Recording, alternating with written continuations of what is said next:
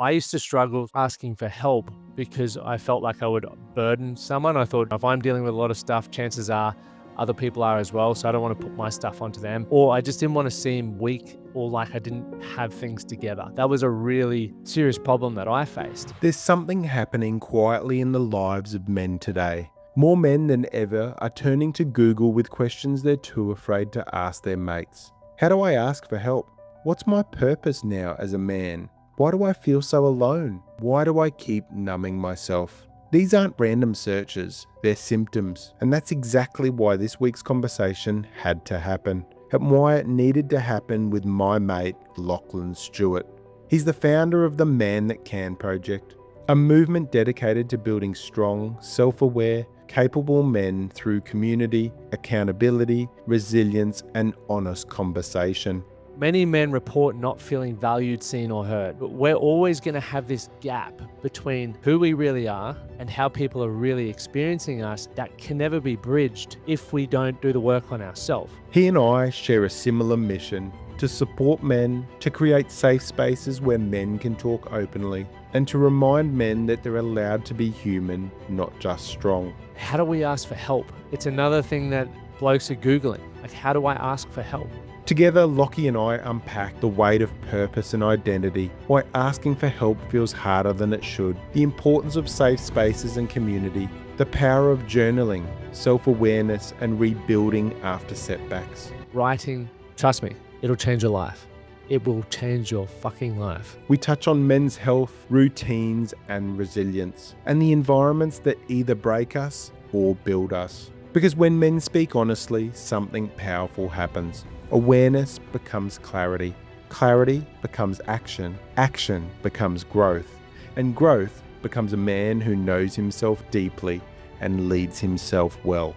Can you imagine how confident and energized you're going to feel knowing you've got the keys to unlock your own mind and take your relationships to the next level? Like, it is amazing. Wherever you are, walking, driving, working, or just trying to hold it together, this conversation is for you. For the man searching for answers, for the man wanting to grow, for the man who's tired of doing it all alone.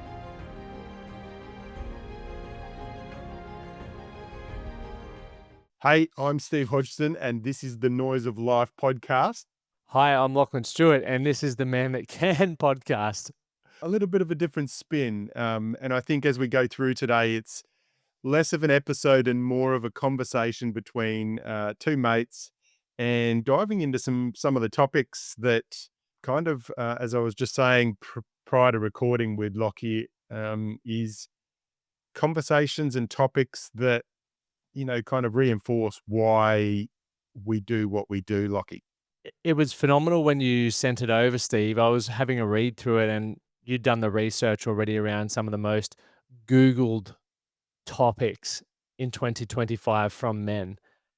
And as we were both just saying offline, like, it is mind blowing some of the topics that we're going to get to dive into today, both from the work that we're doing and also personal experience, which is going to be exciting. I'm very keen to dive into it and also get your take. But I think an important thing to share with people for this episode, it could get a little heavy in places. So be mindful of that. Have your support networks in place if you need, if there are some things that are triggering, but also know that we want to discuss these topics because I can guarantee you if they're being Googled by a lot of people, we can now have a platform where, as two mates, we can almost facilitate what a conversation could be like. Because the biggest challenge is that if blokes are going to Google before their mates, that's a really interesting thing.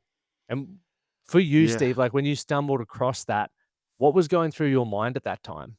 I think it really for me, obviously running men's retreats and attending men's retreats myself, I feel a real heaviness and a weight and a pressure as a man myself. And I know that a lot of men feel like that. And when we as we're going to start going through these questions and topics that men are searching, there's a real heaviness to how is that man feeling when he's typing those words into Google? And I think having a conversation like this is really, really so important because, you know, people are, you know, whatever, 2 a.m. in the morning, typing on Google. But these conversations and these topics have to be had out aloud because there's no shame, there's no embarrassment. There shouldn't be any stigma around these kind of things. We need to create a space where guys are having these conversations, bringing up these topics, because they are just you feel lighter when you have these conversations and you unpack what it is to be a man in 2020, 2025. Very important stuff. And it's interesting how that we know it, there's people who have walked, I believe a lot of us know, or maybe we don't. Maybe that's one of the things we can discuss. But there are people who have walked the path many of us are trying to walk down before us. And there are so many books, autobiographies, podcasts like this, and resources available where we can find that knowledge. I used to struggle, Steve, asking for help because I felt like I would burden someone. I thought, if I'm dealing with a lot of stuff, chances are other people are as well. So I don't want to put my stuff onto them. Or I just didn't want to seem weak or like I didn't have things together. That was a really serious problem that I faced. And the moment that I was able to change my way of thinking around that and just understand, hey, well, what's the actual outcome I'm trying to get here? Like, I'm trying to be a great, back in the day, a great boyfriend or a great husband. I want to be a great business owner. I would love to be a great friend. Like, that's the outcome. So if I could And soon you're fast, going to be a great dad, right? let's hope so. I know I'm definitely feeling confident there, but it is going to be a whirlwind experience.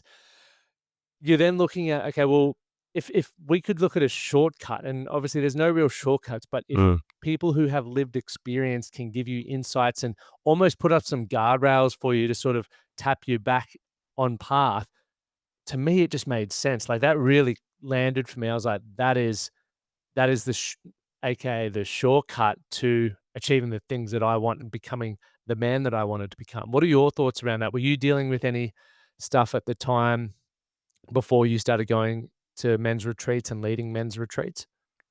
Heaps of stuff, mate. And we've spoken about this around, coming from a background in real estate, hitting burnout, going through all those identity shifts. And I know there's some questions that, these are some of the things guys are searching, but, really getting to a point where you actually don't know who you are, right?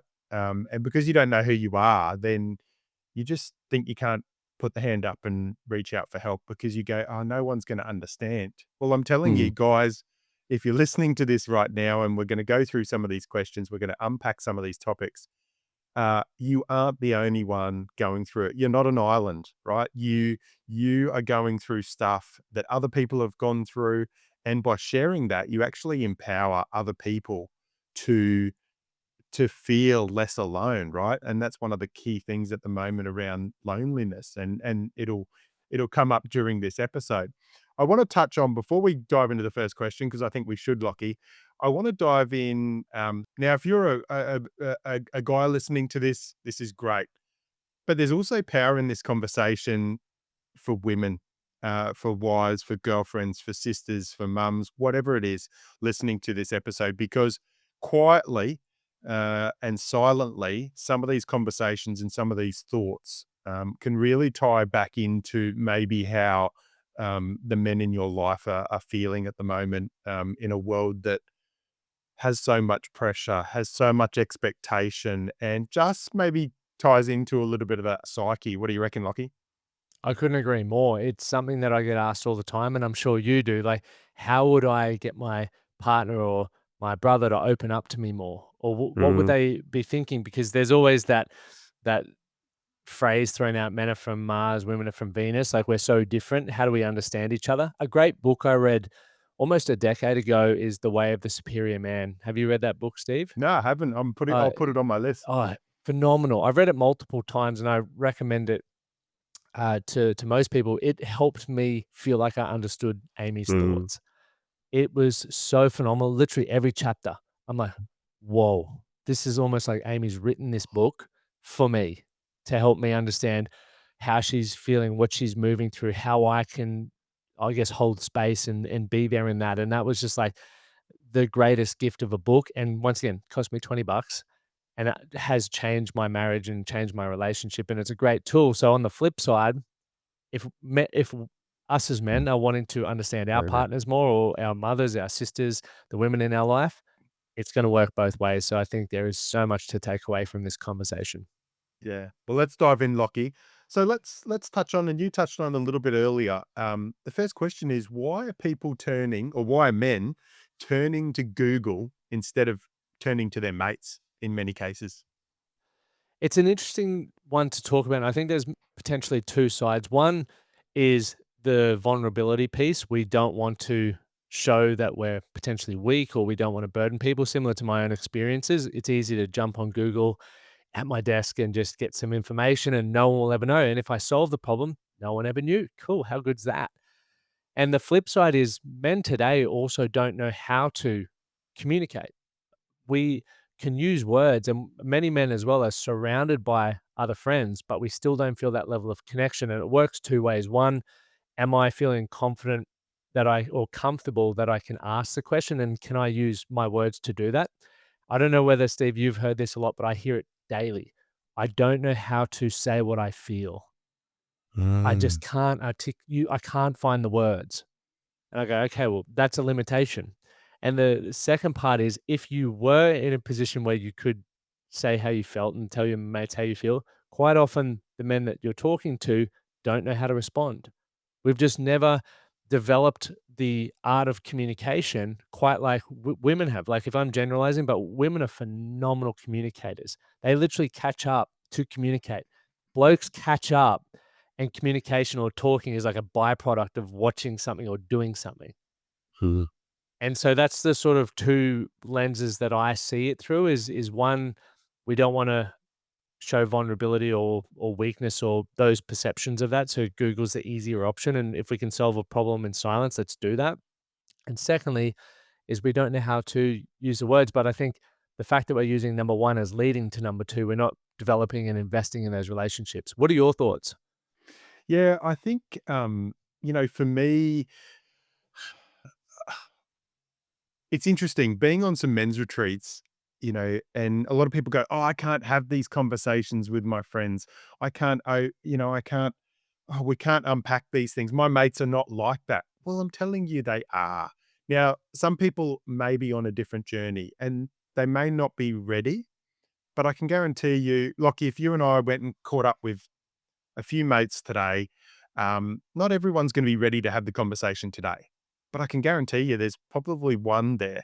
And as soon as you open that space, create that space, and a lot of people ask me, Steve, how do you get men to talk and open up? And I said, well, the first thing I do is I open up and share. And then they go, oh, oh, hang on. And it creates a space where they can actually say, oh, hang on, I can be a little bit vulnerable here, right? And what I know is that when I sit in a men's circle or at a men's retreat and I open that up and I get other guys to share, complete strangers, right? And you do this with your group sessions and retreats that you've run as well. By the end of the day, you can't shut them up, right? Like it's just like, whoo, the space is open, the volume's up, and they just feel so seen, so heard, so understood in that setting because when men catch up with other men, there is this commonality. They start working out going, "Oh, hang on, I relate to that. Oh god, that resonates with me. Oh, you've been through that as well." And I think when you take the female presence out of it, because I think in a female presence, a lot of the time men feel like they have to be the The man, and bravado. they have Yeah. to there's the bravado and there's, "Well, I can't show cracks, I can't show vulnerability." It's such an interesting thing, and to your point as well, like, I remember when I started running men's circles in 2008, 2017, Yep. and watching the space unfold. So my goal was always to have men from all walks of life at these events because I wanted to be able to learn from them and understand what it took, but more importantly, the sacrifices and the challenging thoughts that they went through. Like, how was their mental health during the success run, right? The bull run. And what happened when we started getting doctors in there, bricklayers, guys who just finished school, chefs, is they left their status, their income at the door, and they connected, and all the things that you said happened.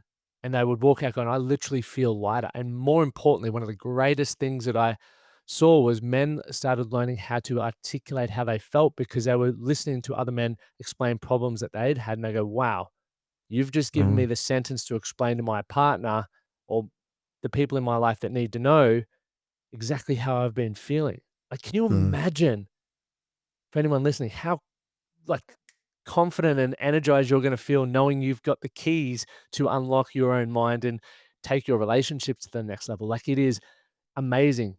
What you said, Steve, as well, you started going to men's circles. So not everyone is ready to, I guess, facilitate space, right? To create those. As you said, my mates aren't like that. And you've just said, Steve, well, everyone's mates are. And I agree with you 1000%. But if you're not the one who's in a position or you don't feel confident enough or ready, join another men's group. Like, go see mm, what it's all about and learn and develop your skill, develop that muscle.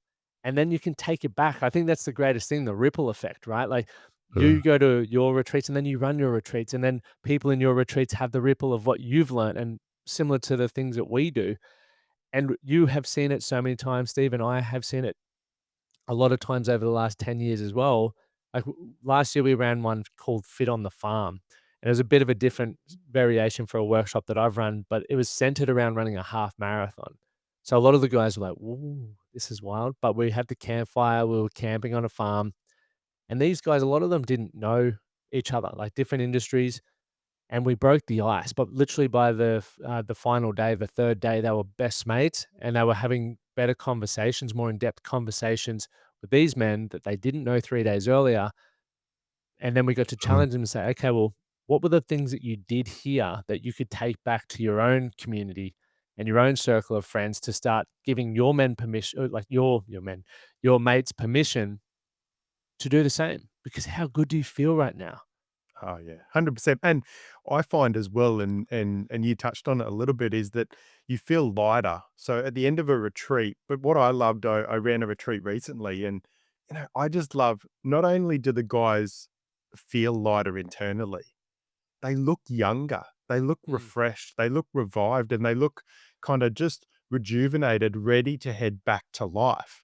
And it's just so good. And I think one of the key things as well is that when you put people in that environment, Lockie, um, you mentioned earlier, oh, they can't describe, or they can't find the words to describe how they feel, right? They can, because as soon as you put them in that environment, you quieten the noise. So at the start of a retreat, I'll say to the guys, okay, guys, the next 2 or 3 days, there's no titles, there's no responsibilities, there's no, you've got no labels. You are here for you, and you get whatever you want out of this experience, but know that you're in a safe, secure space that you can have conversations. We're going to do some hikes, we're going to do some activities to prompt it. And everyone everyone knows how they feel. Everyone can describe it. It's just that they feel that shame and embarrassment, and that stigma around actually voicing it.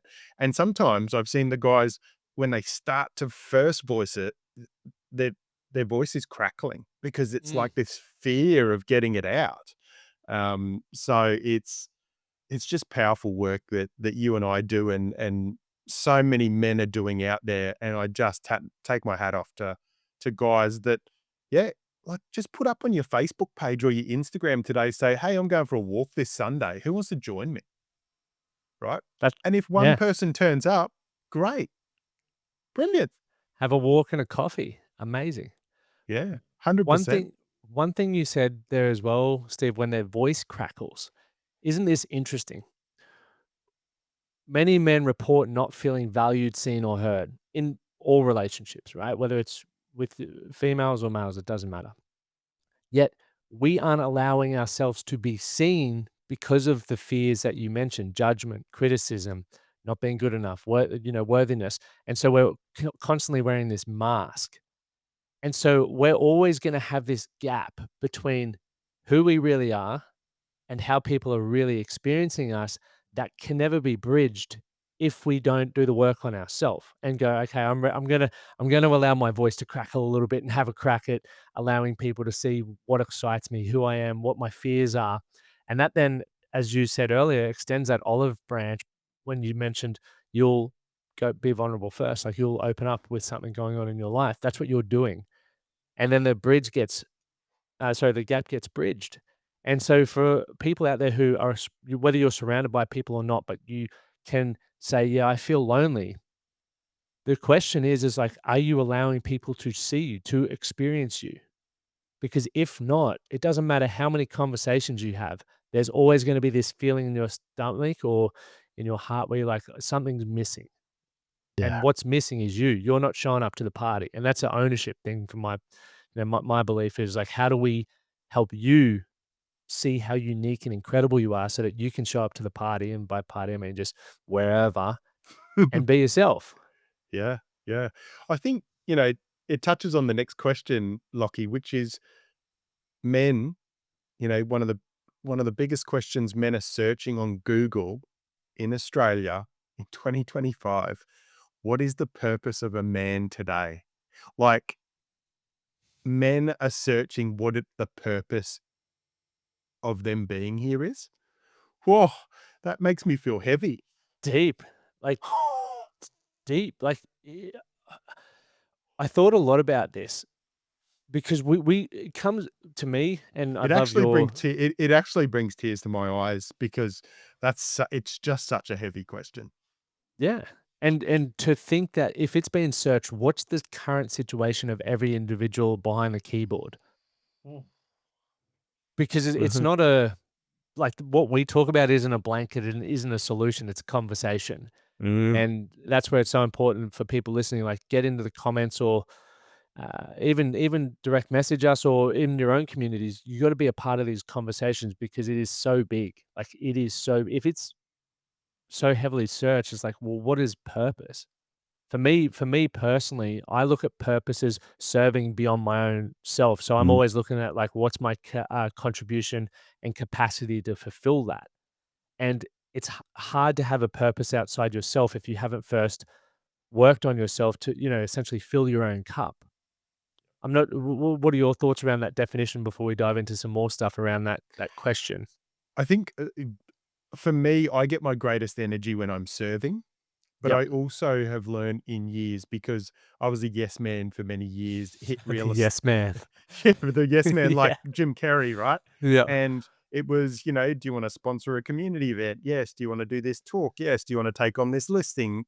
All these things. It was yes, yes, yes, yes, yes. Then you had to be also a yes as a husband and a yes to the kids and family and events, and it was crazy. But now I know that I get my energy from giving and from serving. So I love doing that. But what I do now is that there is time I do need to focus on my wellness and well-being, and I do need to fill my own cup. Even though serving fills my cup up, I still need time to be me and do the things that I need to do. So then I can have even more energy to serve people.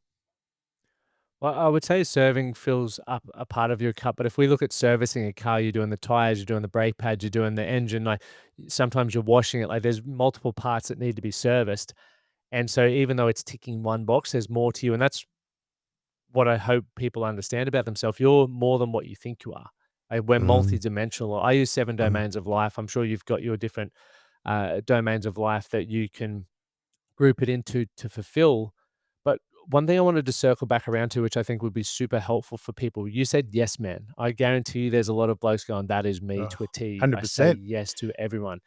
How did you firstly become aware of that? But what was the process like for you to learn to start, I guess, setting boundaries around what you would say yes to and no to? Because once again, see that all the time with men that I'm working with, and they go, "Yep, I know I should say no," but the challenge is actually saying no.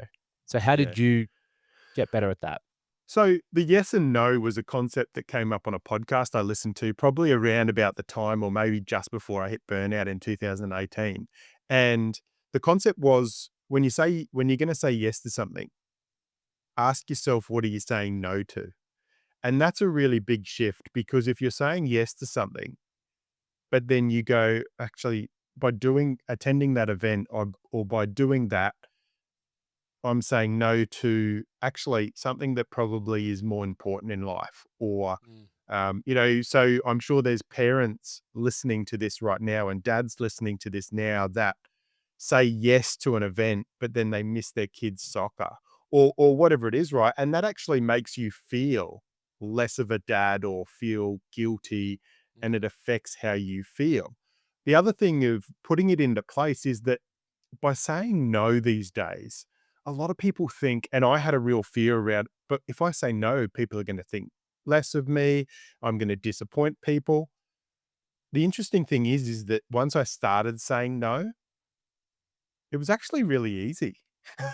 Most people were okay if you said, "Oh, look, sorry, I can't do that. No, unfortunately, I can't attend that."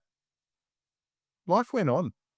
Like I built up this whole big weight that no was going to be me letting people down, but it wasn't. Like it just wasn't.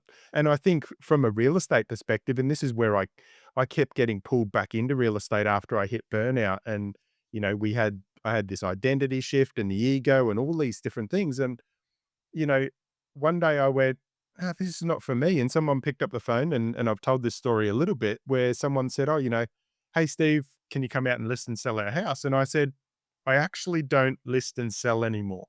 Right. And they went, and I said, "But, I can get my wife out. She can come out, appraise the home and look after you." And they're like, "Oh, great, cool. Get her to give you give us a call." Hung up the phone. And I just felt this weight fall off me. I didn't need to be. I'd put myself in there that I felt I had to say yes, yes, yes, yes, yes, and that's what kept me in that identity. But as soon as I said no and put in that boundary, far out, I felt so much better, and I could move on to the next chapter and the next phase of my life.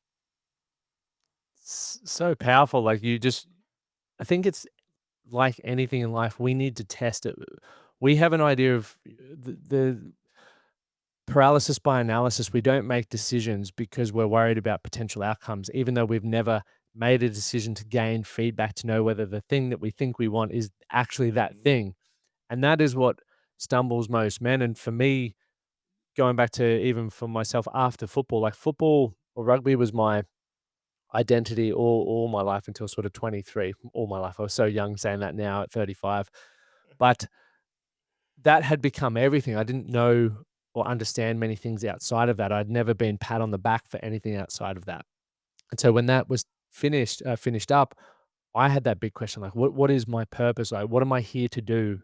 Because I still had this feeling in my stomach, and I'm sure a lot of people feel that you're here to do something. Right? We're looking for that. We're looking for that purpose, and you're not going to find it by not trying new things. And I was very fortunate. I had a growing up moment. I heard a really cool podcast the other day where they're like, "Oh, you're rock bottom," and then the dude's like, "No, you're just a kid and you're growing up." And I was like, "Actually, that's probably more me than you know my my life hitting a rock bottom period." But I then started trying new things because I knew what I didn't want to do. I just hadn't found what I wanted to do, and this was across various areas. But the cool thing was, I first decided I wanted to make $1 million because that was still aligned with my definition of success at 23. When I started pursuing that, obviously you have to grow as a person because who I was then wasn't who I needed to be to earn that money. And the cool part about that was I started reading new books, listening to podcasts, attending events, and I started redefining what success actually meant to me, which then gave me a multifaceted approach of what purpose was because I have purpose as a husband. Like I started then going, okay, well, in a couple of years' time, if I were to be a husband, like what kind of husband would I be proud of? How would I show up? How would I be able to communicate? What would I Mhm. think about? Same with then from a business standpoint, same with from a lifestyle standpoint, same with to the period I'm going into now, like as a father. And I started understanding that because what that enabled me to do, Steve, was create a bit of a timeline and not put a heap of pressure on it, get it being done like yesterday. It Mm. was like, okay, Yep. I've got a decade before, at this time I was 23, so a decade before I think I'm probably gonna get married. Who do I need to become? I started thinking about that and I was like, okay, well, here's where I am. I'm a very poor communicator. I didn't have a strong network. I wasn't confident. I had a lot of shame and guilt. So I went and attended events and worked with professionals who could help me understand that and move through that. And every time Mm. I guess, solved one problem, guess what happened? Another problem arose. And I'm like, cool. Well, now I'm ready for that next problem. And that's life hasn't stopped giving me problems. It just gives me bigger ones, but I'm, I guess, more competent and I'm ready for those ones because I understand the direction that it's moving me in. And that for me has really helped me find purpose and I guess ultimately create it because in Right. every season your purpose changes, I believe. And I don't think we need to get so fixated on having one big one. It's just like you can have little ones, big ones, it doesn't matter. It's direction. It's the thing that gets you out of bed in the morning. It's something that contributes to something bigger than yourself. And if you want to, I guess, look at purpose through the lens of like Elon Musk, which is what most people compare purpose to, like changing the world and getting people to live on Mars, you got to go, well, what's my capacity to do that at this point? Um, Because you have to develop. That's the capacity component. And for me, I'm not there. I don't have a purpose that like compared to that comparatively, but in my own world, I have a pretty big purpose and I'm continuing to grow my capacity. Even being a part of a conversation like this is growing my capacity because you're um, saying things that are triggering thoughts in my head that are making me go, interesting. I've and never vice thought versa. about it. Yeah. And I've never thought about it like that. And that to me is why conversations, because you and I are throwing ideas, Steve. And so to Yeah. anyone listening, you have ideas as well. And the more ideas you can collect, the more ideas that you can implement and get feedback from, the better thinker you'll be. The better thinker you become, the better outcomes you can deliver. And that's what I find fascinating because it's cliche, but the more I learn, the less I know. And I'm excited to continue learning things, but I really focus on the things that I believe are going to help me. And this sounds selfish, but going back to filling up our own cup, me live a better quality of life because I know that the better quality of life I'm living in the context of my world, the more I'm going to be able to give to those who are in my sphere and outside of that. What I love about what you were just saying there, Lockie, about, being a better husband, being a better father, Yeah. it's not about thinking about those things because you're gonna be perfect at them, right? It's about and I actually think it's like, for men listening, just grab the steering wheel of your life, right? Like, grab the steering wheel and start taking control. Start asking yourself these questions. All the answers aren't gonna be the perfect answers. You're not gonna be the perfect husband. You're not gonna be the perfect father. We're all just doing life as best as we can, right? But by asking this question and asking questions of yourself, it's a key thing that as human beings, but also as men, we need is this awareness. We need a higher awareness of who we are, what we do, how things make us feel, because then we learn so much more. And it's not about, we've all got ideas. We're having conversations which I'm sure are triggering things for people that are listening, but it's all about just moving forward step by step and just building that knowledge. It's not about us taking away anyone who's listening's lived experience, because they're going to go through their own challenges and they're going to go through things that maybe you and I have, Lockie, but they'll have a slightly different experience, right? But as long as they can have some prior knowledge or be able to kind of have that awareness that they can think about things differently, I think that's the power in it, because then they know that they can grab the steering wheel and go, hang on, I'm in control of this. And if I'm in control of it, then the responsibility is with me. I'm accountable for what I do here. I'm not blaming the other person next to me or the person down the road or the neighbor or my colleague at work. What what my experience is controlled by how I feel and my reaction to what happens to me. Well said. Would you say that would be a standard or a pillar that you believe we need to have or men need to have to thrive today? 100%. Yeah. I think, awareness is a big thing, and I know you do journaling, I do journaling, and I find my awareness on who I am going through the journey that I did, really journaling was the key point that elevated and provided me so much more awareness around not just who I am, who I wanted to be, but digging into my feelings, but also even deeper than that, like what I eat or what I do physically, how that makes me feel. Oh, hang on. Why do I feel so tired this afternoon?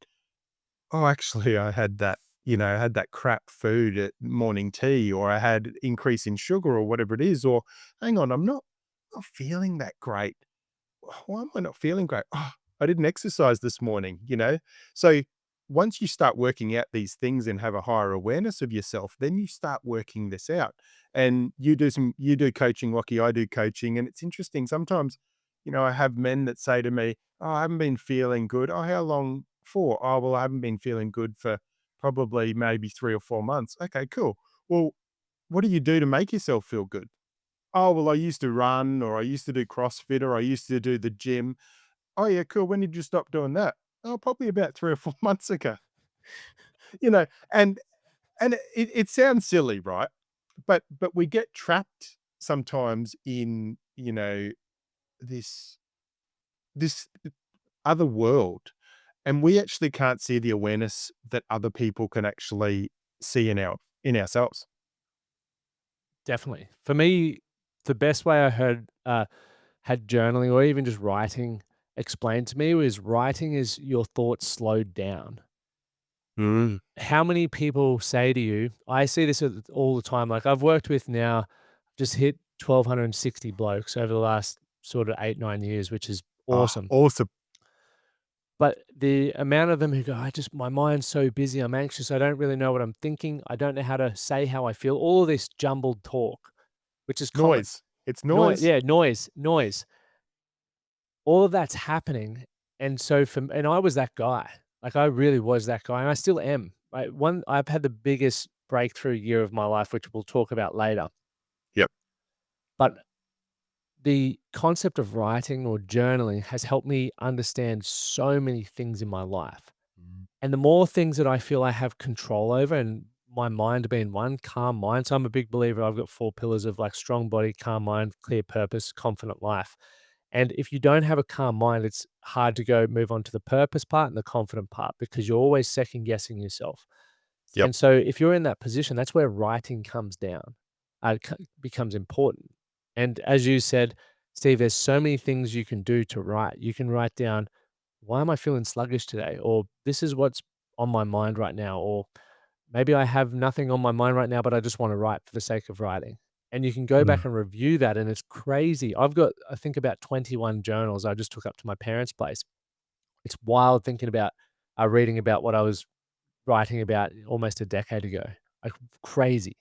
But some of the stuff I'm like, wow, that's a powerful thought. I was struggling with that. Now that's not even on my radar anymore because I made sense of it and I was able to build a foundation off that and make some Mm. change.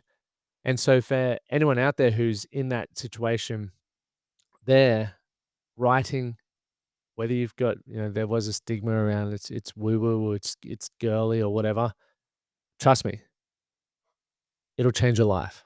It will change your fucking life. Yep. And journaling doesn't have to be writing, right? Like I've actually switched from, and a lot of my journaling has been kind of putting it out there publicly online, Instagram, those kind Mm, of things. But of course. recently what I've started doing is, I'll actually close my eyes and I'll actually voice to text it in my notes. Yep. And this is the cool thing. So if you sit there and you do these voice notes, voice to text notes, um, and then you actually can, and I did this the other day, I then popped like maybe, I don't know, 15, 20 minutes of like just me just letting the words come out, not having to worry about where full stops were in capital letters and all those kind of things. Because when you write, sometimes you're like, oh, hang on, I've got to make sure that that That's a sounds long okay. sentence, yeah. Yeah. And then I dropped it. This is the cool thing where technology comes in as well. I dropped in that into ChatGPT, right? And I said, I've dropped this reflection in. This is what I was doing. This was what I was thinking about. This was the environment I was in. Give me a summary of my thoughts, right? And seriously, it came out and it was just freaking amazing. So, there's so many things you can do now from a journaling perspective. And then, because some people will say, "Oh, I'm not creative," or, "Oh, I can't write," or, "Oh, I'm hopeless at writing." Um, Everyone can talk, right? And then if you want to, you can then pop it into ChatGPT or into Mm. AI and let AI produce what it knows and what it learns about you. Fast tracking. It seriously is a way to help you articulate your thoughts and ideas. I'm torn between that because I do voice note a lot as well when I'm running and things like that.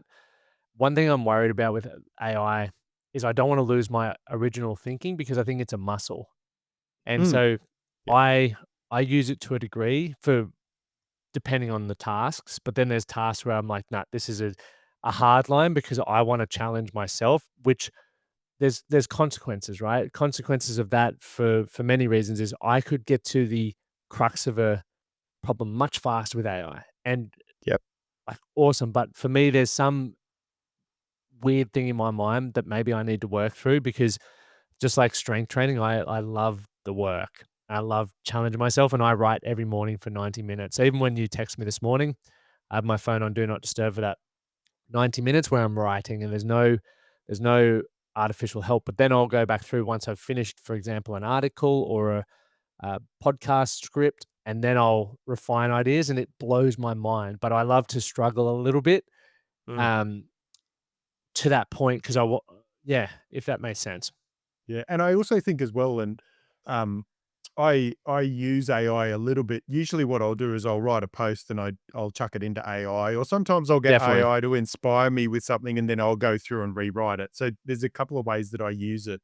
Um, but I think it's interesting that if I write a post, and I've tracked this, if I write a post, 100% me, don't use ChatGPT and really feel it, really let the words come out and really articulate it the way and it comes really from the heart, right? Yep. Um, I get far more engagement on that than whether I do AI and then I edit AI or AI edits me. Yeah, isn't that fascinating?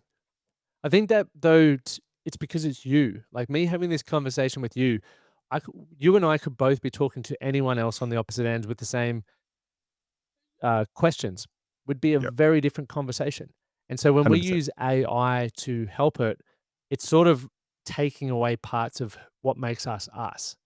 And in a Uh, world that's becoming noisier online and in our own heads, I think it's so important to double down, and this goes back to what I said before, it's like, how much are we going to allow the world to see us? For me, I look back at my first podcast episodes. I started podcasting in 2017. I mm, was terrible. I was terrible with how I used my voice, the sentence. I swore a lot. Like, there was a lot of things that I've looked at it, and if I was writing that way, it would be very easy to not do the work to grow and just go, "AI, make this sound better." But then mm, I'm robbing myself of the experience of increasing my or enhancing my capacity to then influence people in the real world, like in terms of offline. And that to me is more important for me personally, just based on what I want from my life, and everyone's different. So there's no right or wrong. I'm not saying don't do this to anyone listening. Do what fills you up and what works for you and allows you to achieve your goals and your ideal life. For me, I'm just trying to stretch capacity and allow more people to know me. If I make a spelling mistake or put the wrong full stop or anything like that, that's me and that's where I'm at. Sometimes I make mm. a little error, but sometimes I'm just not smart enough in certain things, and I'm okay with that. Yep. I will get the feedback from people when they say, "Lockie, spelling mistake," or "Lockie did this," or "Lockie, have you thought about that?" I'm like, "Thank you for caring enough to give me some honest feedback." Like, I really appreciate that. Now I can improve my capacity, but also in saying that, Steve, AI can help you improve your capacity as well because it can teach very, very well. So, Yeah. Yep. big roundabout ramble. Would there be anything else before we jump on to the next question that you believe would be an important standard or pillar to help men thrive today? Like we've sort of touched on the exercise, the writing. Anything else that jumps out for you? I think just really you just got to know who you are. I think it really is that identity of who you are and who you wanna be, not who others want you to be, not who you've been molded into who you wanna be, but actually sit there and Mm. go, "Who am I?" Right? Like, at one point, when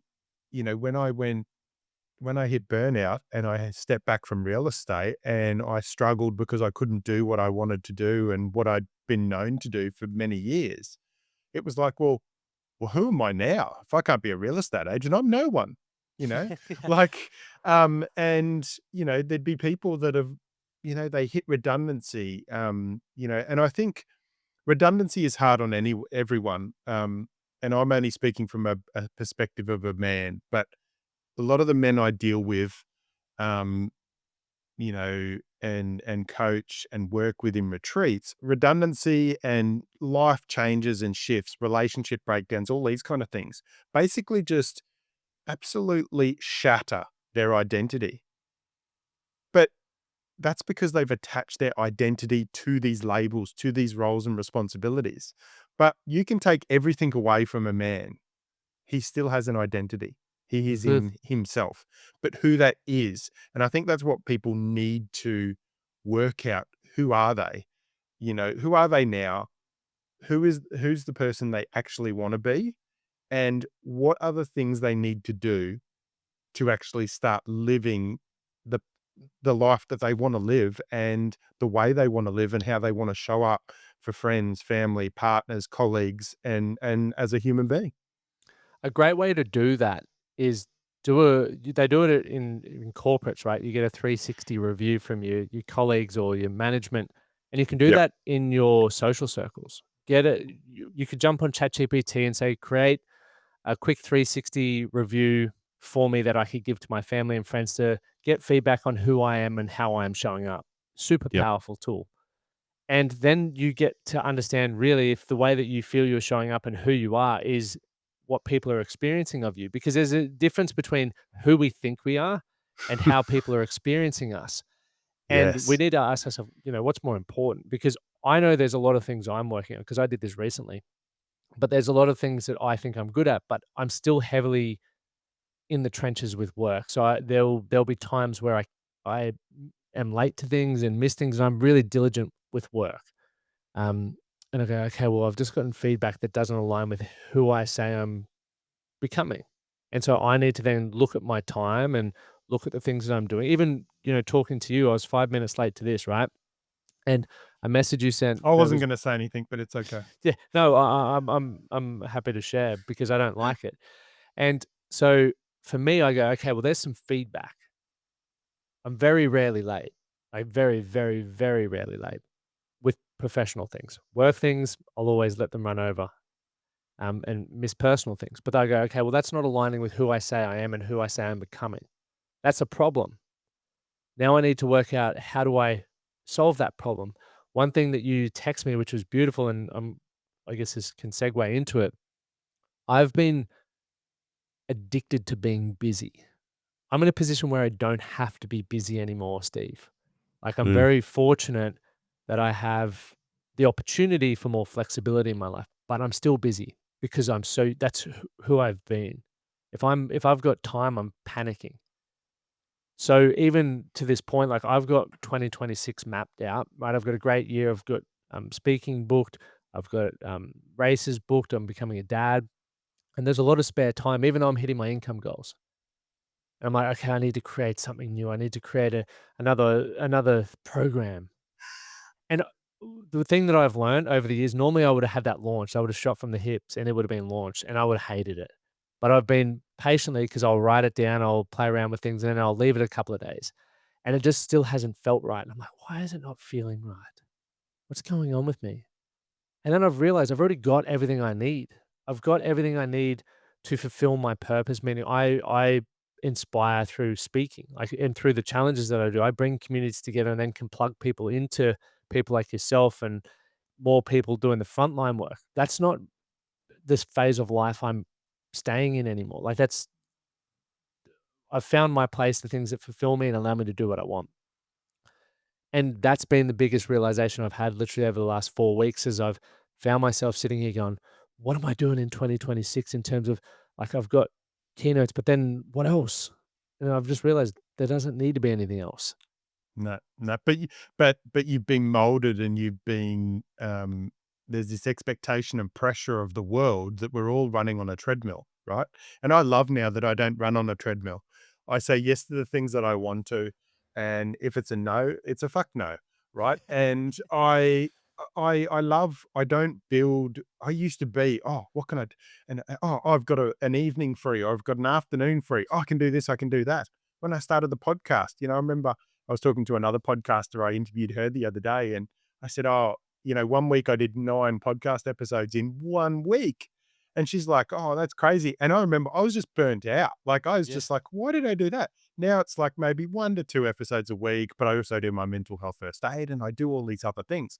But Mm. I don't jam pack things in now because I like the space. And, you know, it makes me laugh a little bit, because people will go, "Oh, I'm running 5 minutes late," or whatever it is, as you did this morning. But I'm like, time is like, okay, yeah, if you got to catch a train, you got to be on time, right? But when you're catching up a lot of the time, like, you've got to have some wiggle room. If you live your life, and this is probably a good thing for people listening, if you live your life like you don't have any wiggle room, right? Things need to change, because I can guarantee you, if you're living your life like that, your brain is not actually being able to perform and be able to rest and reset Mm. to actually sh- be the best that you can be. Exactly. Because It's you're always chasing, right? You're always literally, chasing. and it's not fun to be in. That's like once again, like who I was last year is different to who I'll be this year, and Mm, we don't stop growing. Like, and we don't stop. Everyone's dealing with something, right? So no, people aren't alone in that. It's just what we're dealing with varies. And so when we're clear on like the direction that we want to go in, I'm very, very aware of where I want my life to look like. And it's not based on hard, I guess, stops. So if we think about like a vision, mine isn't vivid detail, but I know what's important to me: health, mm. adventure, family, freedom. These are important to me. So they're never going to be compromised in the decisions that I make toward the future. However, now that I'm in a position where I always wanted to be in, I mentally haven't let go of some habits that got me to a certain point, but are no longer serving me. And that's challenging. But the only way I'm going to be able to evolve is by being the guy who says no to more things and doesn't fill my calendar up. That's the only way. I can Yep. talk about it as much as I want. Naval Ravikant, have you listened to much of his stuff? No. I'll No. send you. He is without a doubt one of the most brilliant thinkers on the planet. I listen to everything he does, but he's a billionaire and he doesn't schedule anything, like anything, because he's like, what happens if I wake up on a Thursday and I don't feel like doing the things that are in my calendar? He's like, now I'm stuck in something that I don't want to do. So he's like, I'll do things based off how I feel. And obviously, people can say he's fortunate, but that's how he's built his whole career by doing that. So he doesn't take meetings. He doesn't do things. He's like, if you happen to call me and you get on to me, awesome. And He's we'll do looking that. after himself, Yeah, right? He's looking after himself, and he's actually flowing in life, right? So it's interesting, and you would have seen this as well, where you see the couple on a reel on Instagram or whatever it is, and they're like, "Oh, we've got to go out to a party, and social us last weekend made these plans, but today we just would prefer to probably just stay at home," right? yeah, Like, me all the time. That's me every weekend. Every weekend. It's horrible. But yeah, and that's an interesting thing though, learning to let go of like because there's two sides of thinking, right? Like discipline is freedom, so schedule your time and you'll live a life that you want. And I think there's probably a everyone's got like it's a pendulum, right? Like there's a part on that line for everyone. For me, I do enjoy discipline. I probably have too much.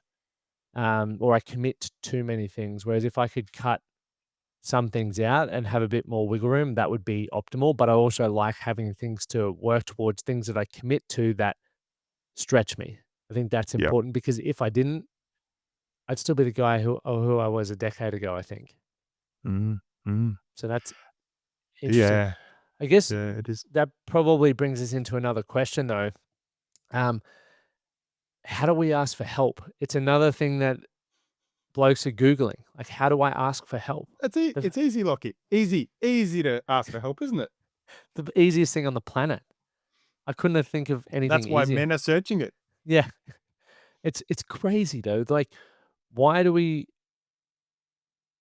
like, how are we not taught these skills? Like, for example, what is asking for help? It's saying to someone, "I have a problem. Can you help me find a solution?" That's it. Hmm. And there are enough people in our networks that we could ask.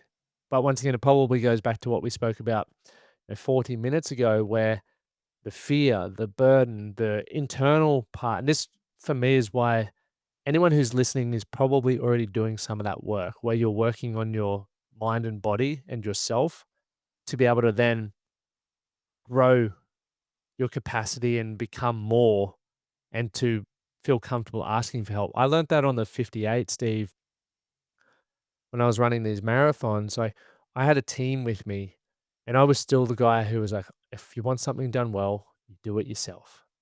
And I was losing my bloody mind. I was so fatigued. I was running off without my gloves and my nutrition to run a marathon in minus 16 degrees. And there was one day where I was freezing and I was about to snap at the guys. Like it was their fault. And luckily, I had 8K between that moment and when I got back to the van that I thought about it. That's the beauty of space. But I realized it wasn't them, it was me. I'd invited them on this trip and they had given up their life, their jobs and their time with their families to come support me. Yet I still wasn't allowing them to help me. So sometimes just even asking for help isn't enough. Sometimes Mm. what's more important is allowing people to help you. Because there are people who Mm. we've spoken about it already. We have blind spots and we don't know. Our, Yep. our friends and our family and our colleagues see our blind spots.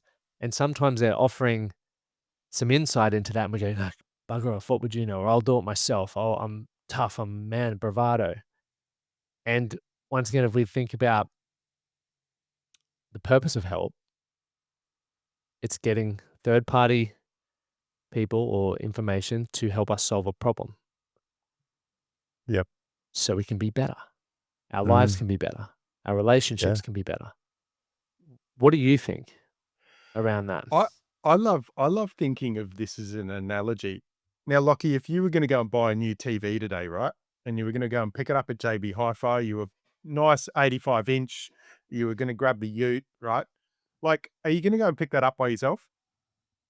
No. No, you're gonna ring George or you're gonna ring whoever it is, right? And say, "Hey, can you come and help me, pick up this TV? We've got to load it in, we've got to load it out," right? But why don't, as men, we feel like we can pick up and kind of get them to help us, lift something even heavier than a TV, right? Oh, that's It's the great. the expectation or the the way we feel, right? Because we've already said this a number of times now, and we both experienced it, and we help men experience it, is that as soon as you have this problem, and a lot of the time they say, what is it? Most of the things that we worry about don't actually happen, right? So we Yep. have all this internal noise, we have all this how we feel. But as soon as we verbalize that and we have a mate and he goes, and you start conversing, you feel lighter. So, like it's just about knowing men listening to this, knowing that you can fricking ask for help. Just Mm. like if you were gonna go and buy a fricking 85-inch TV and you wouldn't do it, you wouldn't lift it yourself. Don't carry the burden and the emotional and, the feelings of loneliness and whatever it is, all the feelings and emotions that us men all feel. Don't break under those expectations. Ask for help. It's important to start flexing that muscle now, like right Ah, now. Because when things are going well, that's when when people are healthy, right? That's when they become unhealthy because they stop doing the things that got them to the majority of people, right? If we look at the data. But majority of people, they do their 6-week challenge, they get fit and healthy, and then they're like, "Yes, I can see an ab." And now the challenge is over, and then they go, "Oh, I've put on, the 6 kilos plus some." Right? We stop doing the thing. And so when times are going well, that's when we need to flex the muscle, and needs to become part of who we are. Like if you speak to anyone about me, they will all probably within, 5 cent piece get pretty accurate on how I show up and what I do, which is pretty cool. And I know that when things go or get challenging, they're the things that I need to double down on, from my training to my writing to my communicating to seeing my psych. I just need those more, not less. But it's hard for me to ask for help in the tough times because there's a great cliche saying like, when emotions are high, intellect is low. We make stupid Mm, decisions. And so I go, okay, well, when my emotions aren't high, which is majority of the time, my intellect is a bit better. So let's start making those better decisions now, because the decisions that whether I'm scheduling them in my time, in my calendar, or making certain commitments, that's going to be who I am through this tricky period. And so mm, for anyone, yep, because there are people out there who haven't experienced mental health challenges before, but we also know the data, right? It's like 43% of people, men, every year. What was the stat I had? Anyway, a high percentage of men will experience mental health challenges over their life. I think it's 43%. yep. 1 in 5 this year, One and of yeah, then 1 in 5, and of all those people in Australia this year that suffer a mental illness or challenge or whatever it is, only half of them actually reach out for help. that's madness. And what we know with these statistics as a mental health first aid instructor, what we know is that statistics are only as good as the data that they kind of get it from, right? So we know if half are not reaching out, it's more, right? Because there's so many people living in silence because they're Mm. like, this is just how I feel. This is how I am. And it probably is a good segue. This is a good segue into the next topic is around people's health, men and their health, like, and I love this. I love this question, men's health. I love that one of the top questions that's being asked out there is, what should I ask my GP? Ah, yes. I love That it. blew my mind that that was a question. Like, really awesome. That's incredible though, because that means, for me, that means that the needle is shifting on men jumping on Google. And they asked that, "Oh, what should I ask my GP?" Um, for me, and I've been quite public around my health and really taking people on that journey. 2013, lost my stepdad, and I went, every year I'm going to get blood tests. He had an 18-year battle with cancer. Every year I'm going to get blood tests. So I obviously hit burnout, probably get blood tests twice a year. But recently I had blood tests, they were good. I came back from Europe, wasn't feeling that fantastic, and I had to get another test, and my psychiatrist had said to me, "Oh, can you get iron and B12?" And I said, "Yeah, cool. All right, yep." So when I was sitting down with the doctor, I said, "Oh, can we just add these 2 tests in as well? Because we didn't get them in June, July." And he's like, "Oh, okay, cool. Yep, no problem." And then so the tests that I went in for, nothing came back, so that was good. But I had chronically low iron. So he scheduled me into uh, colonoscopy. And so I went and did the prep. Anyone listening who's done prep for colonoscopy, good times. Um, and and then, I remember coming out of the anesthetic and I was chatting to the nurse and she said, "Yeah, they removed a couple of things." And then the doctor came in and I said, "Oh, good, you moved a couple of things." And I looked at his face and went, "Oh, hang on, there's more here." And so he had to take some biopsies, and there's a there was a 5+ centimeter growth, and basically I spent the weekend getting more tests, getting a CT scan, getting all these things last weekend, and Wow. I thought, oh, how do I like, I was sitting there going, hang on, what do I tell people? I said, I'm going to wait for these results. Anyway, the results came back and I'm going in for another colonoscopy, and they're actually going to be able to remove it. They thought they may not be able to. It came back precancerous. They're going to test the whole growth once it comes out, send it to pathology. But, you know, I just think health is, and I love what they say. If you don't, like, we've all got problems until you have a health problem, and then you've only got one One. problem. right? The So best. for those listening to this now, and I did a health and wellness session last week with a corporate company, and I said, "Hey, how many people out of the 30, 35 people were there?" I was like, "How many people have gone to the GP or reached out and had some blood tests and some checks done in the last 12 months?" And about 8 put their hand up. And I said, "Not good enough," right? Ugh. So, is that something that you do, Lockie? Do you do that regularly as well?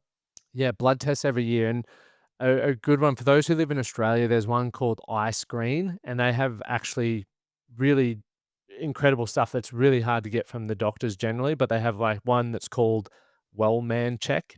It's about Oh, cool. $250, and it gives you all your blood work on a dashboard, and if you do it frequently, it starts putting graphs together and giving you obviously, the doctor calls you, but then there's some more heavy duty ones as well, like but I make all of my clients at minimum get the Wellman Check. Because I wanna know what Cool. their data is, even from their testosterone like, I've developed a thing called the Strong Body Dashboard, and the cool thing now with wearables understand more about you than yeah, your Whoop, Yeah, right? yeah, And I've got mine on as well, but then your GP can get out in, a 15, 30-minute session. So if you have this data to go in with, then it's highly important. So for me, I get once again, I get all my clients to get Whoops, and we set up their dashboard, um here, and there's 5 main ones that we wanna track for various reasons, but the most important is your VO2 max, right? yeah. It's a great indicator on longevity, and so for me, I personally and I get my clients to choose their own number, but we try to get into the elite range because if you're doing that, you're training well, both aerobically and anaerobically, you're moving well, sleeping well, fueling well, just so it keeps it simple, you don't have to go down in the weeds too quickly. Your resting heart rate, your heart rate variability, which is the variance in each heartbeat, sleep performance, because sleep's key, and then just your zone 2 training, like, they're the things that I'm tracking with clients outside of other metrics, but it's very easy, and I can see that weekly.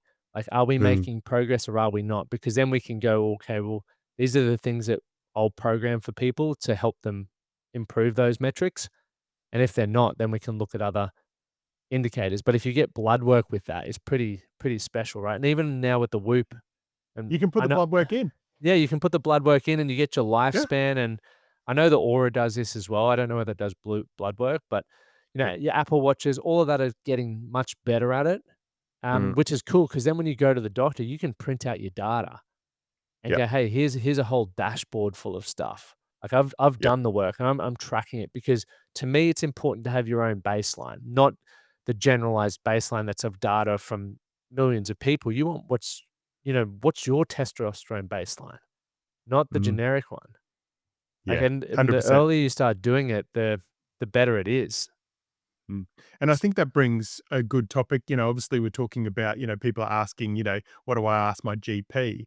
I think it's about being prepared when you go to the GP. So you've got, if you've got a wearable and you've got some of this data, which is showing how your stress is or, how certain things, your VO2, and how it's going over a bit of a period of time, which gives you some good trends. The other thing is, as well, is that you know, if you're getting these blood tests, it actually like some people think that they've got a mental illness, right? Or they're really struggling with something, but it could actually just be that you're low in vitamin D. It could be that your iron's low, and your iron could be low because you've got another issue, which I've just, kind of dug into. So it's really about building these things and building this information so that you can actually provide more information to the GP because the GP, if they've got a 10-minute appointment. Now, for those listening and are struggling kind of with a health checkup or feeling not right, the best thing is always schedule a long appointment so that they can give you a little bit Mm. more time. And I'll circle back to journaling. Journaling, I help a lot of men now, is I say, journal how you're feeling. What are you finding? Are there better times a day that you feel good? Are there times a day you don't?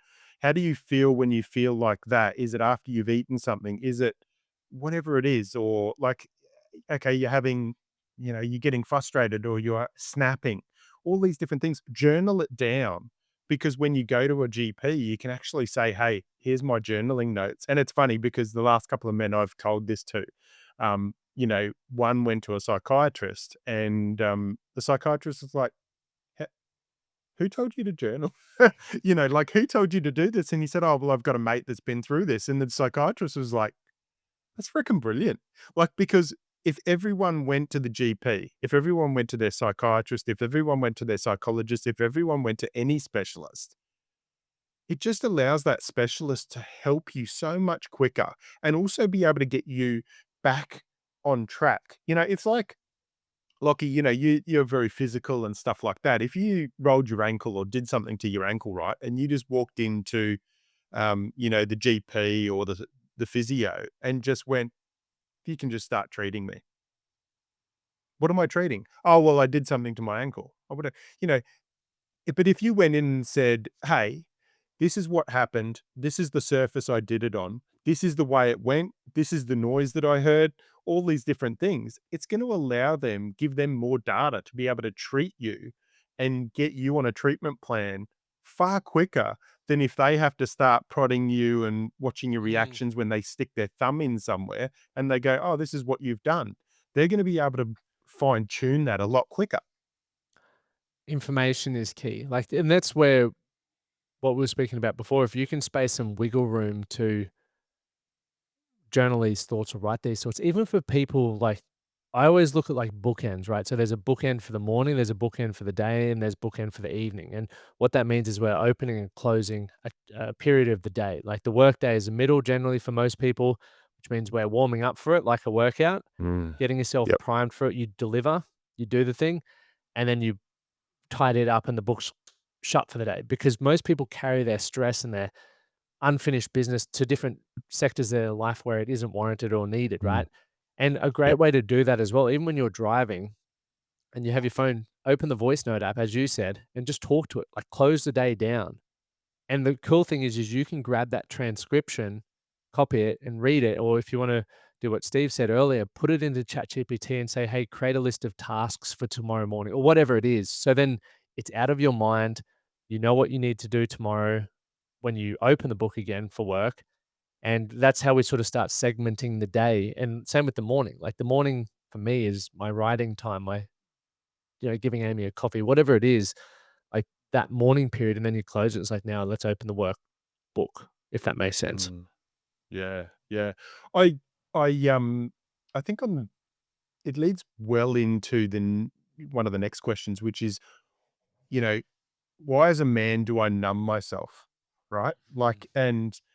I think when we're talking about health, a lot of men have so much expectation, there's so much pressure on themselves. They start feeling not great because they're not looking after themselves, mentally, physically, emotionally. They've got so much going on that they then go, "Oh, I've got to numb myself or I've got to make myself feel good." And that's where, from a mental health first aid perspective, we see in the statistics that substances are like, especially for men, right? So when the statistics of depression and anxiety is that it's more prevalent for women, Mm, depression and anxiety. But that's probably really only because if you look at the substance use disorder, it's actually not as prevalent in women. But for men, substance use disorder, so alcohol, drugs, all those different types of things, they s they that men numb themselves with that kind of stuff, and sometimes it can be also gambling, or it can mm, be, pornography, like, sex, porn. Oh, yep. yeah, all these different things, right? Um, I'd love your take on this, Lockie. Well, why do men numb themselves with it? We never learn alternatives. Back in the day, you had a right. When I say back in the day, like tribally, you would have a rite of passage where you would go from, and you would be taught to go from a boy to a man. Now we don't have that. Most people's parents are so busy working that they're not there to take you through that adulthood period, like the adolescence period. Uh, And so we're learning from other people or culturally. Australia culturally has a big drinking um, culture. And so even if you're stressed, right? For aren't we me, one of the largest? I think we we're are we're one of one the of the large. largest per capita. I in think the us and world. Ireland. Ireland, which is wild, but, so when you experience stress, and whatever reason you get into drinking, but as soon as you experience stress, it's because you're dealing with pressure, right? You're dealing with something that maybe is heavy. So when you find an easy way to remove that pressure for even from an evening, what do most people do? They take the easy way. That's the unfortunate thing because life is so good, even for the worst standards in Australia, that we do take the easy way. And once you find the easy way, you don't need to keep looking for other alternatives until that easy Mm, way starts becoming hard, right? It starts ruining your relationships. You lose your job.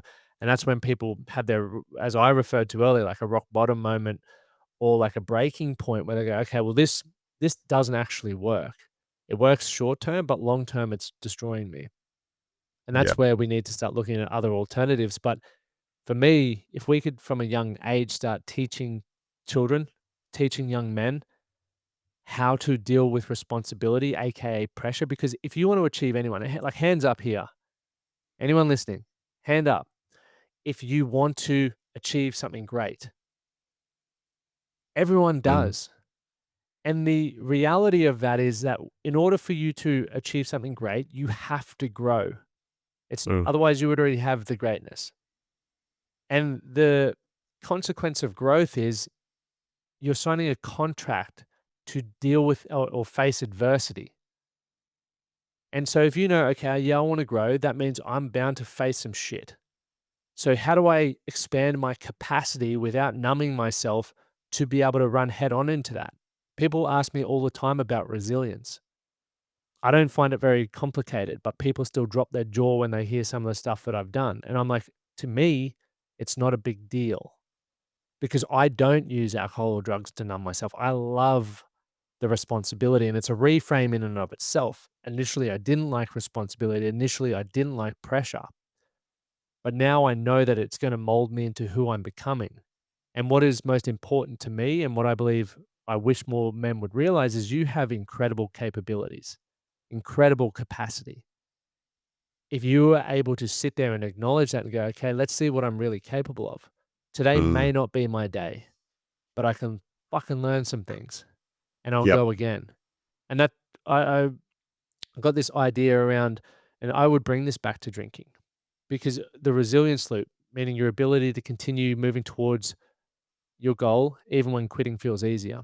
And the first and most important part is having that North Star. And so, whether that's deciding who you want to become, whether it's the father, the business, it doesn't matter. Choose the role, the title, the outcome, does not matter. The next part is the choices because every choice has friends and those friends are consequences, right? So, the choice is like that sliding door moment or the fork in the road. It's going to move you toward the thing that you want, the man that you say you're becoming, or it's not. It's that simple. Like, it doesn't need to be complicated because if we can logically go, there's two choices. Sometimes the choices are both amazing choices, and we go, "Oh, they're both so good. Which one do I take?" Still got to choose one, man. The second one is like the second period will be like there's a clear winner and there's a clear loser in terms of choices, and then thirdly, they both might suck. I had that during the marathons. Every option sucked, but one would move me towards what I wanted and the man that I wanted to become and the man that I said that I was becoming, and one wouldn't. So there was an easy decision, even though it was hard. And then Yep. finally, you bring it down to small steps. It's overwhelming when you're in pain, when you're injured, when you've got no money, when the pressure's really on, you don't like yourself. Drop your eyesight to right in front of you. What's the next initial step you can take? For some people, if you're feeling depressed and you're struggling to get out of bed, it's not about going and finding your purpose. No way. It's like, let's just try and put your foot on the floor today and be okay with that. Mm, That's to me how I look at like mindset and resilience is we got to know where we're moving because if we don't, how do we know whether we're being resilient or we're just being stupid in yeah. terms of the next action that we take? And then if you're so overwhelmed or you're not in the position to um, those choices, like I had 53 marathons to go. I was injured, both my ankles were cooked. I didn't know whether I had stress fractures or not. So thinking about the fact that I had 53 more marathons, I would have quit. All I Yep. focused on was literally the next step. And I did that for another 53 days straight and I finished the thing. And so that for me is how I've simplified things, how I look at everything that's challenging. It's just like, is this what's my goal? Remind myself of this thing. And sometimes you might have many goals attached to it, right? Like I had, and even this might be a why, looking at your purpose or your why, you could load up. Actually, let's use this. Let's say you've got like some scales. Pretend I've got another mug here. There's two mugs. This one has 4 pens in it, so it's heavier, so it's out of balance. And I've only got one goal, but that goal isn't outweighing. These pens are the bad things, like the negative thoughts, the setbacks, the challenges. If I don't stack more than one reason why I want to overcome this, it's always going to be in favor of the negative stuff. So I had to stack all the reasons why I wanted to win and why I wanted to finish. And it was about knowing I'd left my wife at home for a few months, knowing that I promised a charity we would raise funds, knowing that my team had sacrificed so much to get me there, knowing that we had sponsors, right? Knowing all of the lists. And eventually that outweighed the negative stuff. And I was like, I'm just going to keep going for, and these are all the reasons why. Yep. Yep. And I would say, as an observation, and I think when people are talking about numbing themselves, we all have coping mechanisms, right? One of your coping mechanisms, Lockie, and I know, and anyone that follows you would know, is your daily running, right? You're out and running, right? Because if you didn't have that, you would you are more likely to then drink or numb yourself or find some coping mechanism, and sometimes that coping mechanism may not actually be positive, right? Mhm. Your coping mechanism, and this is what I say, is for those that are listening right now, right? You have a coping mechanism. Now, the coping mechanism may be alcohol every afternoon after work just to take the edge off, right? But you can switch that coping mechanism. You can switch the environment, you can switch the activity to have a more positive effect on your life than a negative effect. Because some people will go, "Oh, I'll just have an hour, I'll just have a drink just to, or a couple of drinks just to take the edge off." Well, you don't feel better in the morning. You feel Yeah. better for a short period. But I can guarantee you, Lockie, for you, you know, exercising, and I did my hit cycle class this morning. I feel so much better today and than I would have trying to, you know, drink myself to a stupor last night or have a few drinks just to calm myself, right? Because you feel like you're doing something not just positively for yourself today, but for who you want to be in the future. The most powerful thing. And it's a decision. That's it. Nothing more, nothing less. We don't need to overcomplicate things. And I feel as people, we are very good at complicating things. Yeah. And Yeah. when things are complicated, we don't want to do anything. When they're simple, Yeah. we're like, yeah, I can do that. And we do it. Yeah. One of the other things as well, Lockie, I'd love your reflections on as well, is that for those listening right now, if you're gonna change a coping mechanism, right? From going to the pub and having a few beers with your Mm. mates on an afternoon after work, compared to I'm actually gonna shift it to going to the gym, you know, how powerful is changing the environment on the way it kind of produces your life? Everything. It's the most challenging thing to do when, because that was me. I wasn't confident enough to say no to my mates back in the day because, 23, you generally drinking most weekends from Friday through Sunday. So when we would catch up, that's what we did. I no longer wanted to do that. And so I signed up to 7 or 8 back, I can't remember now, but 7 or 8, it was a couple of years worth of 16-week challenges, fitness challenges, because then became my excuse to be in the gym doing the thing that I knew I needed to do and knew I needed to fall in love with to become the man that I wanted to be. So then what happens when you're constantly in the gym and constantly doing health focused things? You start making new friends. And the cool thing about making new friends, you get more aligned You interests got more for the people to go to the pub with. at Christmas time, Christmas time. But you get that, and then you get to start learning their philosophy Yeah. on life. Because you would see this as well, Steve. I work with a number Ah, of very love it. successful people, and some people are fit, like it's part of who they are, and some people like to be fit, and there's a difference in outcome and a difference in how they show up. And for me, I am fit. Like that is my identity. That is a part of my identity. And I make very different decisions. So if people spend time with me, they'll pick up on that very quickly just by the way that I talk about things, the decisions that I make on a day-to-day basis versus those who don't. And I am influenced very easily by my environment. So therefore I'm very protective of that. And so I'm always asking myself, is this environment stretching me? I want to be stretched, but in a way that's moving me once again towards the health, freedom, the family, and the adventure, the values that I mentioned earlier. And so I'm always trying to find opportunities to put myself in those environments and make new friends with people who are where I want to be.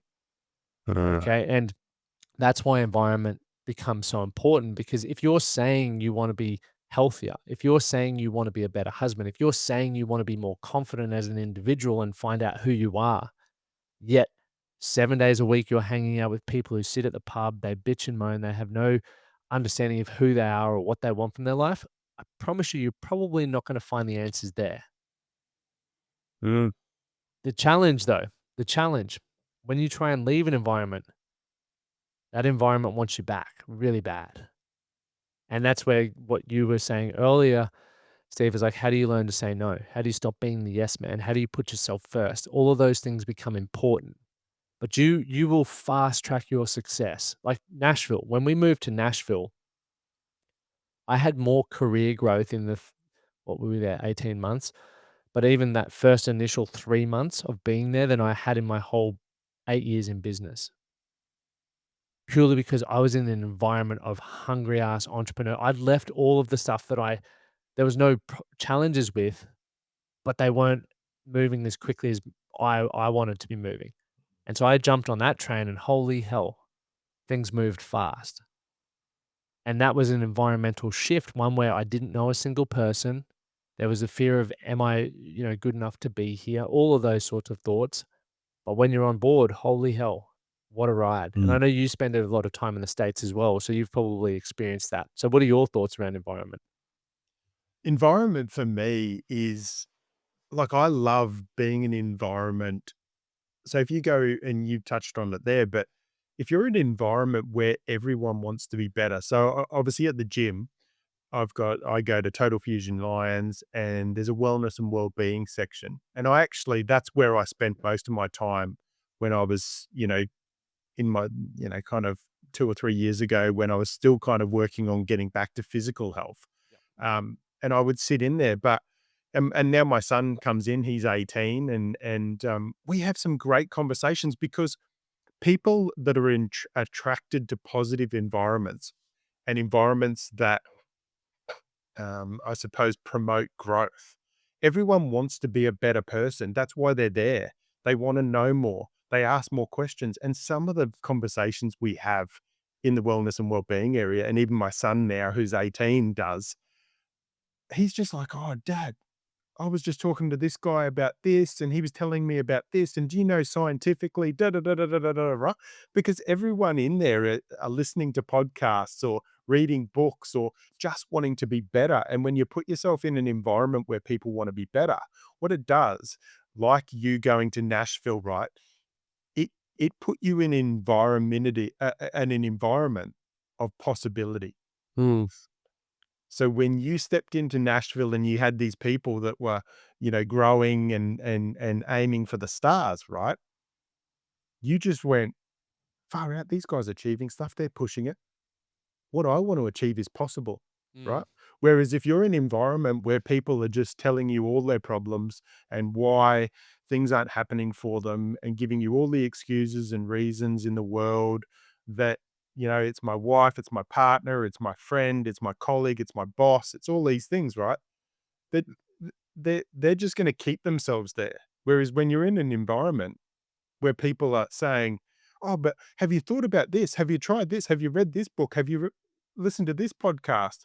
Actually, I should introduce you to this guy, or have you tried doing this?" Then you're building, right? Like as you said, right? The more you start learning, right, the less you know, right? Mm. Like there's just so much more to learn.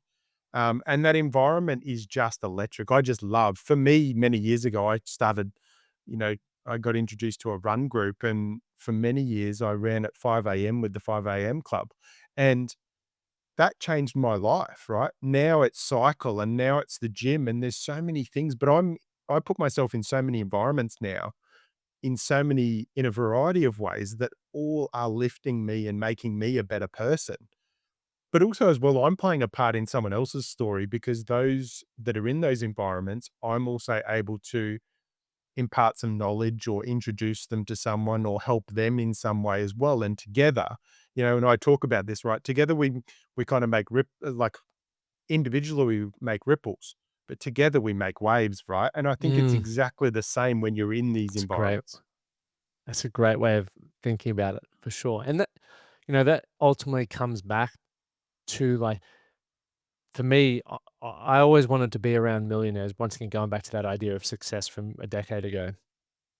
And I was faced with a fork in the road moment where they didn't want to hang out with me at that point in time. I didn't have much to offer. And there's two ways you could view that. I could go, oh, poor me. Like, that's just who I am. Unfortunately, I can't change that. My life's over. Let's go back to the drinking and partying. Or the flip side is like, well, who do I need to become to be able to add value to that circle? Mm. And that's the growth mindset way of thinking about things. And now, whenever, as you said, it's like I love going into new groups of people and places because I know that I've got some value to offer, but I'm also understanding that everyone's an expert in something that I'm not. And my goal is to like Yeah. learn something from them. Like, how Yeah. cool is that? And it's just a different way of thinking. And everyone sees very similar stimulus, meaning we watch the same reels, we live the same days, and people who maybe run a similar path to you are interpreting it differently based on our experiences, our belief Mm. systems, all of that. And because of that, it gives us a different story in our mind. And that story is either adding value to your life or it's not. Like, it's one of two Yeah. things. And that story then impacts our state, which impacts our behavior, or sorry, influences our state, influences our behavior. The only other way we can really influence our state is through exercise, movement. Right? Motion creates emotion. That then can start triggering that. So if we're running terrible stories, we just got to look at it like as the old VCR. When you put a tape in, you could tape over shit. Like, we Yeah. want to be able to tape over the bad stories we're telling ourselves. And if we do that, we start shifting our beliefs. Like, what do we want Uh-huh. to believe? What are the beliefs that we need to have that will serve us, that will make you? Because I know there's a lot of people, there'll be men listening to this, Steve, and women who inherently believe they're brilliant, yet they don't feel confident putting themselves in social situations. No one can do that for you. So you need to look at, okay, what's the story I'm telling myself? What state do I need to be in order to interject myself into those situations? That's going to allow me to connect with people in the way that I want to and allow them to see my brilliance. And it's not Yeah. necessarily about showing people your brilliance. It's more so connecting with people and allowing them to see it through their own, questioning or experiences that you share. And the fact is, for those listening, and we know this as well, you're never going to be able to compete if you don't you put yourself in the arena. You have to get in the arena, right? Like, and for anyone that wants to achieve anything, if you want to be a keynote speaker or whatever it is, right? Like all keynote speakers, the first the first keynote that they ever delivered wasn't to 5,000 or 10,000 people in an auditorium, right? You've just got to get in the arena and you've just got to keep getting better. And back to what you were saying earlier on in the conversation, Lockie, was around ask for the feedback and don't. This is good for your ego. ask for the feedback, want the feedback, and don't get defensive when the feedback comes back. Actually go, wow, this is an opportunity that I can get better. I can implement this. Oh, I do this with my hands, do I? Okay, cool. What do I need to do to change Yeah. certain things, right? And you just get better and better. And I think that's one of the key things is if you can look yourself in the mirror, or you can ask people and really give that critical feedback or and accept that critical feedback, you are going to grow so much quicker than probably the majority of people out there because most people don't want to look in the mirror. You know, I go back to that video where the bear finds the bear's going through the woods and finds the mirror on the thing, and it's like, "Ah!" like, and it rips the mirror off the tree. It just can't handle it, right? And that's what most people's experience are when it comes to mental health or come through life is that no one wants to look in the mirror. But the power is actually in looking in the mirror and unlocking who you are because I don't care who is listening to this right now, and I'm sure you'd agree with me, Lockie, but whoever is listening this today can go and look at themselves in the mirror. They are enough, right? They are loved, they are supported, and there is nothing in their way to being the best person and the best human being that they can be. Because I know I've interviewed people, you've interviewed people, Lockie. You know, Matt Formston recently, I interviewed him. He just got a Guinness World Record, and he's been a Paralympian, and he's been a world champion, right? He just, a Guinness World Record for a 51-foot wave in Nazaré in Portugal, right? He's 98% blind, has been since the age of 5, right? Like, if you want to achieve something, I don't care. There are people that don't have sight or don't have the full physical ability that are achieving more things than Mhm. people that have all their faculties, all their physical abilities. But so many people that don't have these barriers in place put this mental barrier in, and then they achieve less than some people that have less, but are achieving more. It blows my mind. Every single day. Every single day. Like, we just gotta simplify it and get out of our own way. Like, that is Yeah. it.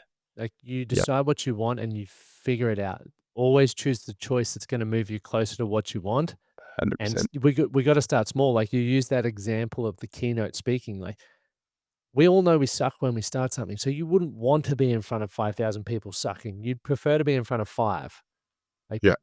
and get the feedback and then grow when you're ready. Like, people are just too impatient. It's interesting that I think we believe we deserve more than we get, yet we don't think we're as good as we can be. Mm. And so it's very Yeah. contradicting. Yeah. And how many times have you done something, Lockie, where you've haven't felt 100%, and the, you know, the, the imposter syndrome's kicked in and you've gone, oh, I could have said that better. I could have said that better. And you have people come up to you and go, Lockie, that was brilliant. That was awesome. Oh my God, you've shifted my perspective on this. And you go, okay. Because we Critics. are our biggest critics, right? And it's just amazing. Lockie, I want to close out this episode, and I actually think this is something we've got to do regularly because I think I this is agree. Well, we such still got some other things we could hit on in another episode, I ah reckon. 100%. But I wanted to close out on a couple of things. People are searching, right? And men are searching in silence some of these things. What do you think? What do you think men listening to this, you know, we're all going through these same things. There was not one question that I looked at and went, I've never asked that of Mm. myself internally. Um, what do you think we can do and what tips can we give men right now that are going to help them just move the needle on taking these conversations from the desktop and from Google into their own friendships with their mates and reaching out and having that conversation?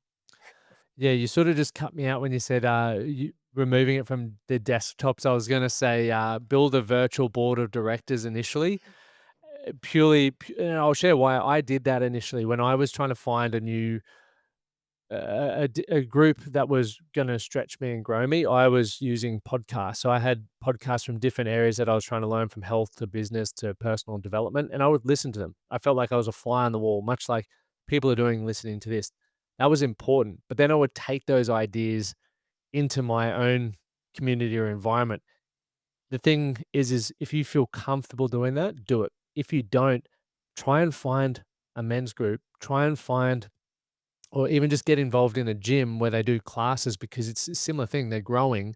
There's great community, and you'll feed off their energy. And as Steve said earlier, the compound effect of people more knowledgeable than you, and even the energy, will help fast track your momentum. And when you're in momentum, you build confidence faster. So that would be it for me. I would find what how I'm influencing my thoughts, and whether that's with people you can actually surround yourself with. If not, use podcasts. Secondly, change your environment. Literally join a gym that does classes. That's the easiest way. Or a run club. There's run clubs on every corner now. And start there, or jump on Google and Google Steve and I both run workshops and places for men to go and grow. What about yourself? Yeah. I think the environment's the key. I think really the environment is the key. Find environments that create a space and create conversations and create a stronger awareness on who you are, where you're at, and where you want to go, the type of person you want to be. But I think environment is I think environment is the number one. I For sure. think none of us are trees, right? Like you can move, right? If you're in one environment, have that awareness. If the environment I'm sitting in right now isn't making me feel good, isn't elevating me, isn't putting me in a place where I feel like I can show up as the person that I'm meant to be and I want to be, then change your environment, right? And that can be on many, many levels, right? Like we are in a very, very interesting world. There's shifting dynamics, there's shifting relationship dynamics, work dynamics. Um, it can be a crazy world out there, but I think making sure that you're in an environment and your environment is your internal environment as well. And as you said, podcasts, right? Like if you wake up in the morning and you listen to Metallica, right? Or you listen to Marilyn Manson, or you listen to like crime podcasts. And I know crime podcasts are actually one of the highest Huge. podcast ranking, right?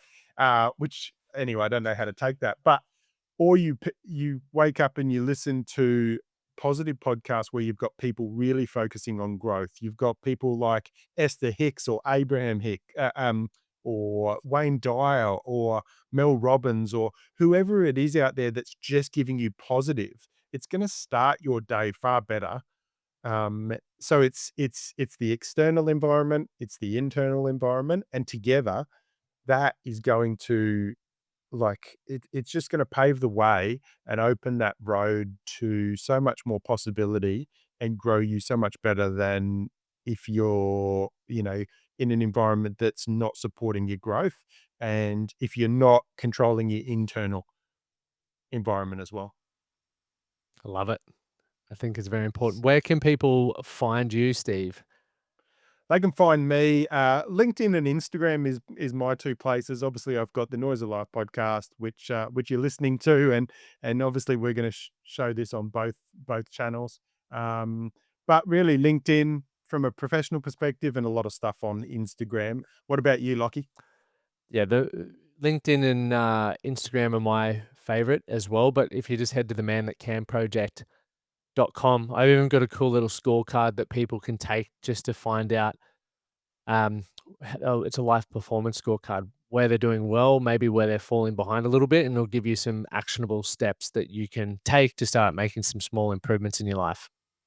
Yeah, yeah, and I think it's a good reminder that the conversation and the insights and the topics that we've gone through today is that if there's men listening, that they do know that they can reach out for help, they can reach out for their mates, they can shift their environment, and they can make a difference in not just their own life, but in the lives around them when they focus on being the man that can. Well said. the noise of life back.